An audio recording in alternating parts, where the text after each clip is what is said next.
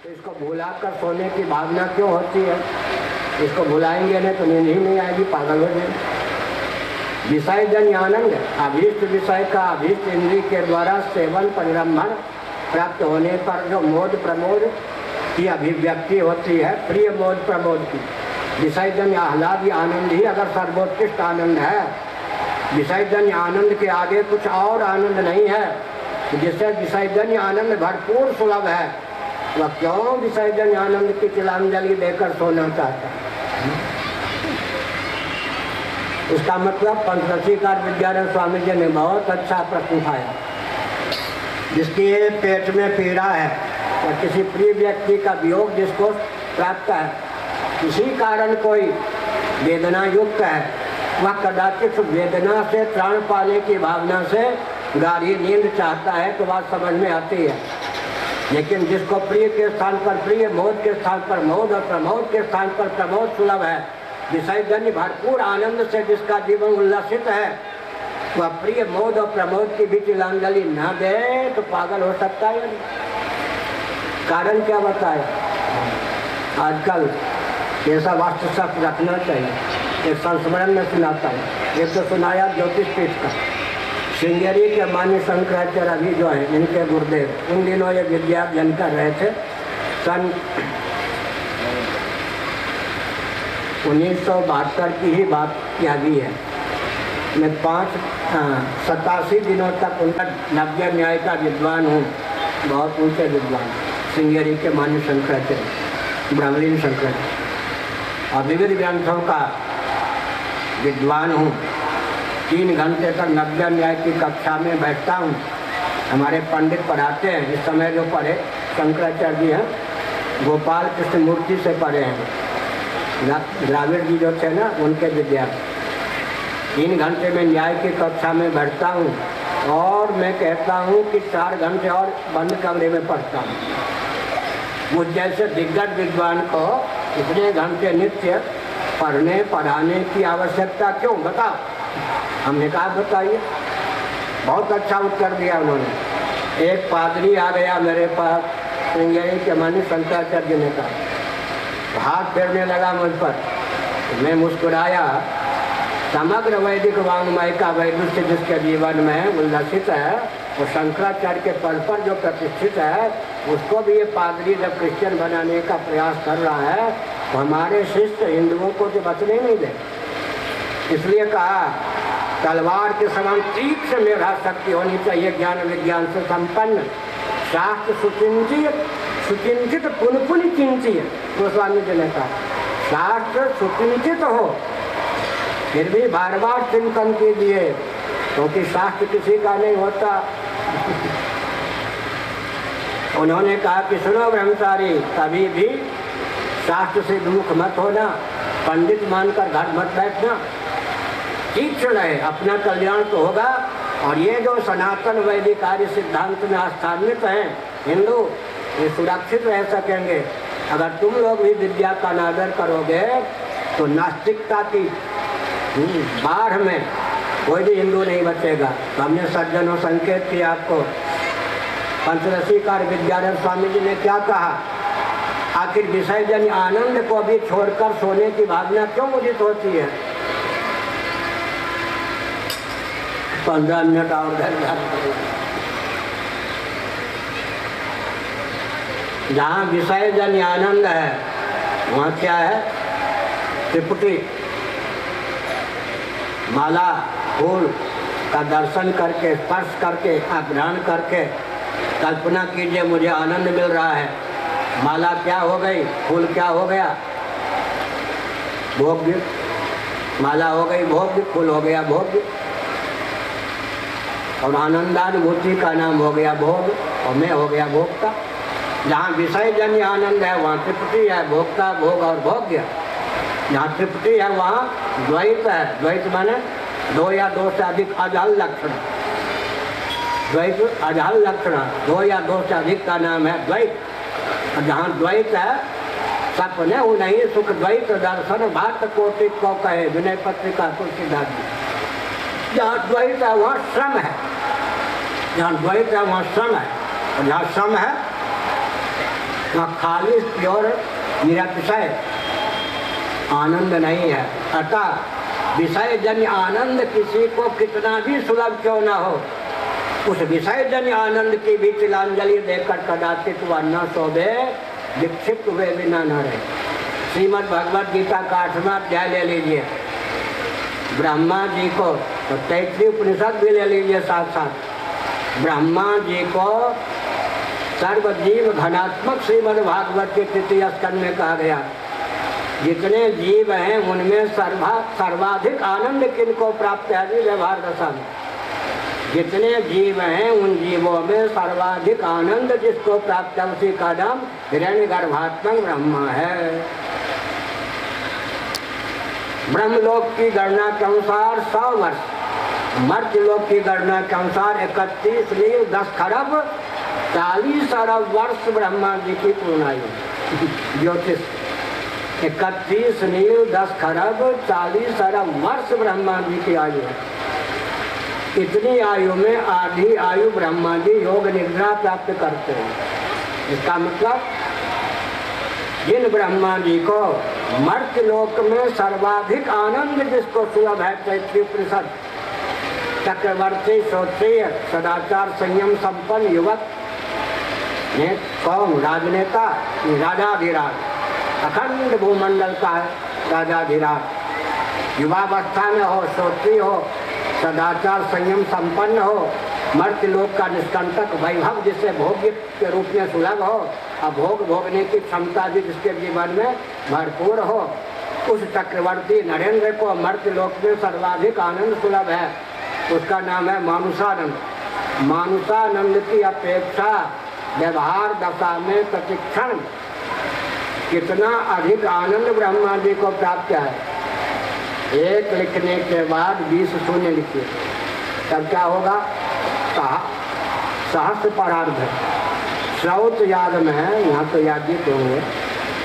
श्रौत याद में 16 ऋत्विक, एक यजमान की पत्नी 18। हमारे 18 की संख्या बहुत प्रसिद्ध है या नहीं? इतिहास में भी, दर्शन में भी, गणित में भी।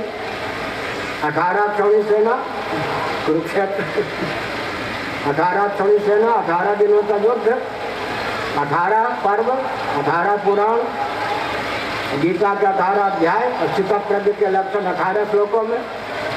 श्री राम भक्त का रावण के साथ वन युद्ध 18 दिनों तक, स्कंद पुराण ले लीजिए।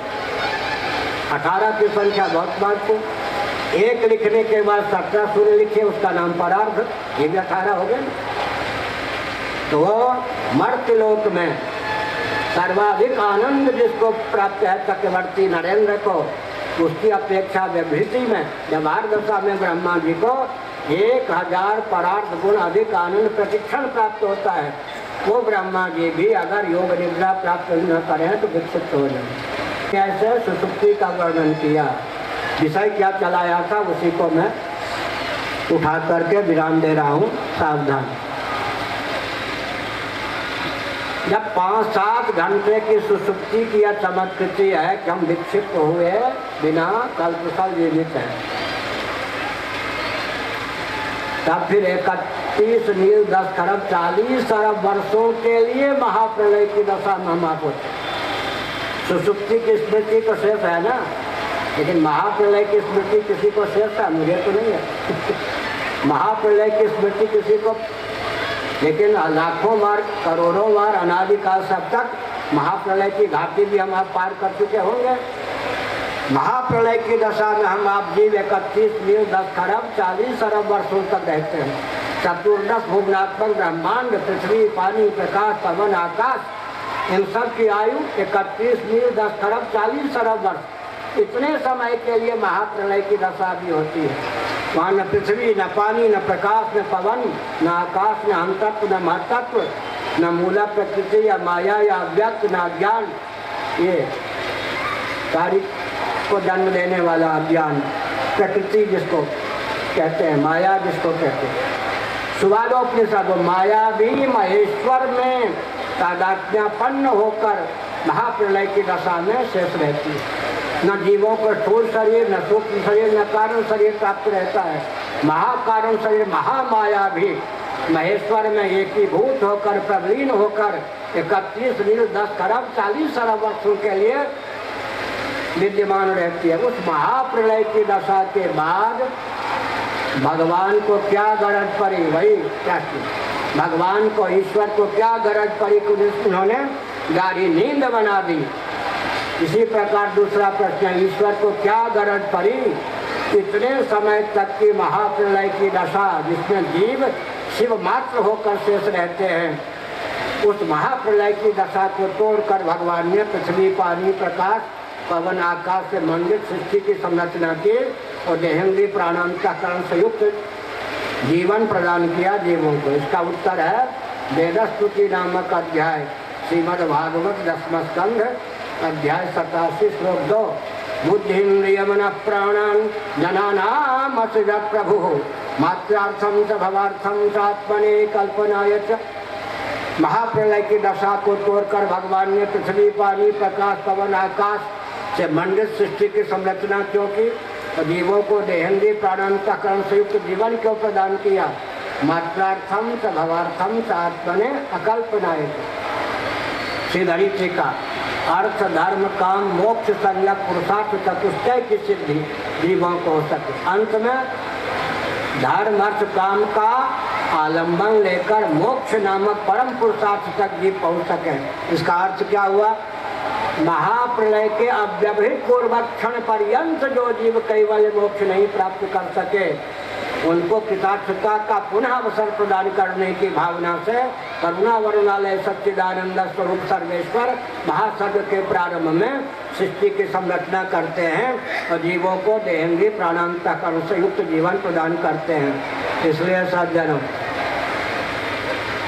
जिस राजनेता को या राजा को या प्रधानमंत्री को या राष्ट्राध्यक्ष राष्ट्रपति को या जिस मनुष्य को सृष्टि की संरचना का प्रयोजन क्या है और जीवों की चाह का सचमुच में विषय क्या है, इसका ज्ञान नहीं है, तो विकास के नाम पर विप्लव तो मचा सकता है, विकास सचमुच में नहीं कर सकता। इसका मतलब क्या हुआ, सार क्या हुआ, सार ये हुआ प्रामाणिक रीति से निरीक्षण परीक्षण करने पर जगत क्या है जी, दुखप्रद है या नहीं, आस्तिक नास्तिक वह सम्मत सिद्धांत। भगवान आनंदा स्वरूप और जगत भव अयोगास्पद, संयोगास्पद, वियोगास्पद होने के कारण दुखप्रद है, सार्वभौम सिद्धांत है। जड़ है, भगवान आनंदा स्वरूप और चित चिदानंद स्वरूप है और जगत अचित है, दुखप्रद है, इसमें कोई विधान नहीं है। केवल यहाँ है हम भगवान को सत कहते हैं, सत का विपरीत विलोम शब्द क्या होगा, असत। असत की सहिष्णुता नहीं है जगत को लेकर, असत का ही दूसरा नाम है अनित्य। जो कार्य होता है चाहे जीव के द्वारा सृष्ट हो चाहे ईश्वर के द्वारा सृष्ट हो, उसकी अनित्यता तो है। आकाश की भी आयु सांख्य दर्शन के अनुसार, सांख्य कारिका के अनुसार, योग दर्शन के अनुसार, वेदांत दर्शन के अनुसार सिद्ध है या नहीं। तो सार क्या निकला, प्रामाणिक रूप से निरीक्षण परीक्षण करने पर जितना भी कार्यात्मक प्रपंच है वह सच्चिदानंद है, उसको जन्म देने वाली अभिव्यक्त करने वाली माया भी अनिर्वचनीय है, साक्षात सच्चिदानंद स्वरूपा नहीं है। और हम जीवों की चाह का सचमुच में विषय क्या है, मृत्यु के चपेट से निर्मुक्त जीवन है या नहीं। क्या अमीबा को भी छेड़ने का प्रयास करें भी, ओट भी मरने से जल्द बचना चाहता है या नहीं, चींटी चिड़िया भी मरने से बचना चाहती है या नहीं। और जड़ता के चपेट से निर्मुक्त अखंड विज्ञान हम जीवों की चाह का यही तो विषय है। चित्र तापों के चपेट से निर्मुक्त आनंद हमारी चाह का विषय है, सच्चिदानंद। एक ग्रंथ हमारे यहाँ छपा है, पूज्य गुरुदेव का निबंध हमको मिल गया और उनके ग्रंथों से सामग्री संकलन करके नास्तिक भी आस्तिक, धर्म सम्राट स्वामी श्री करपात्री जी महाराज का ग्रंथ हमारे यहाँ छपा है, नास्तिक भी आस्तिक जो कहते हैं मैं ईश्वर को नहीं मानता, पूज्य गुरुदेव ने कहा कि ईश्वर को नहीं मानते कैसे कह सकते, कहने को कह दो। अभी हमने पानी पिया, इसका नाम जल है, पानी है, पन्नी है, नीरू है, वाटर है, नहीं जानता। दुधुमा बच्चा हो, कल्पना कीजिए, पानी तो पिया, दुधुमा बच्चा पलने का बच्चा, उसे पानी पिलाया जाता है, उसे तो नहीं मालूम ना कि जिसके पीने से प्यास की निवृत्ति हुई उसका नाम पानी है। तो हर जीव की चाह का जो सचमुच विषय है उसी का नाम तो ईश्वर है। मृत्यु के चपेट से निर्मुक्त शाश्वत जीवन मृत्युंजय पद असतोमा सद्गमय सत्यम ब्रह्म। जड़ता अज्ञता के चपेट से निर्मुक्त अखंड विज्ञान तमसोमा ज्योतिर्गमय। और तीव्र तापों के चपेट से निर्मुक्त अखंड आनंद। इसका मतलब क्या है? दुख से हम मुक्त होना चाहते हैं, इसका मतलब हमारी चाह का विषय सच्चिदानंद है और सृष्टि असच्चिदानंद है, अनित्य है, जड़ है, दुख रूप है, दुखप्रद है। तो ध्यान दीजिए, श्रीमद् भागवत में बुद्धिमान किसको कहा गया? ये भौतिकवादी जितने होते हैं, बुरा न मानो होली है, हम होली पे जाते हैं वृंदावन, ये होते बुद्धू, मानते अपने आप को बुद्धिमान, होते बुद्धू होते वादी, बुद्धिमान नहीं होते। बुद्धिमान की क्या कसौटी है? ऐसा बुद्धिमतान बुद्धि मनीषा च मनीषिणाम श्रीमद् भागवत। बुद्धिमानों की बुद्धि, मनीषा की, मनुष्यों की मनीषा की सार्थकता क्या है? अनित्य दुखप्रद जो जगत है उससे उपराम होकर मुझ कमनीय वर्णीय सगुण निर्गुण भगवत तत्व का वर्णन करे। गीता अनित्यम असुखम लोकम एवं प्राप्त वजस्तु माम। शरीर और संसार अनित्य तो है ही, दुखप्रद तो है ही।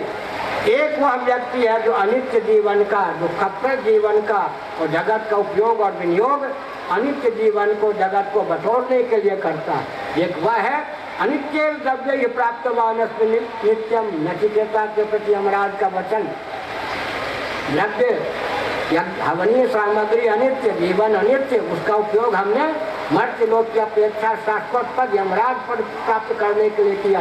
अंत में हमने श्रोतव्य है, मंतव्य है, निधिध्यासितव्य है, आत्मा बाहर द्रष्टव्यो मंतव्य, श्रोतव्य मंतव्य है, निधिध्यासितव्य, श्रोतव्यो मंतव्यो निधिध्यासितव्य है।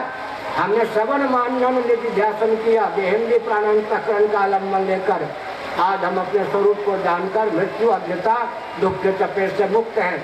अनित्य जीवन और जगत का उपयोग और विनियोग सच्चिदानंद स्वरूप परमात्मा की प्राप्ति अभिव्यक्ति के लिए जो करता है उसका जीवन सार्थक है। 5-7 और वाक्य कहते हैं, लेकिन ध्यान दीजिए, प्यास और पानी का क्रम कब तक चलता रहेगा? प्यास लगने पर पानी पिएंगे, काल जठराग्नि को उद्दीप्त करके पानी को पचा देगा, फिर प्यास लगेगी, फिर पानी पीजिए।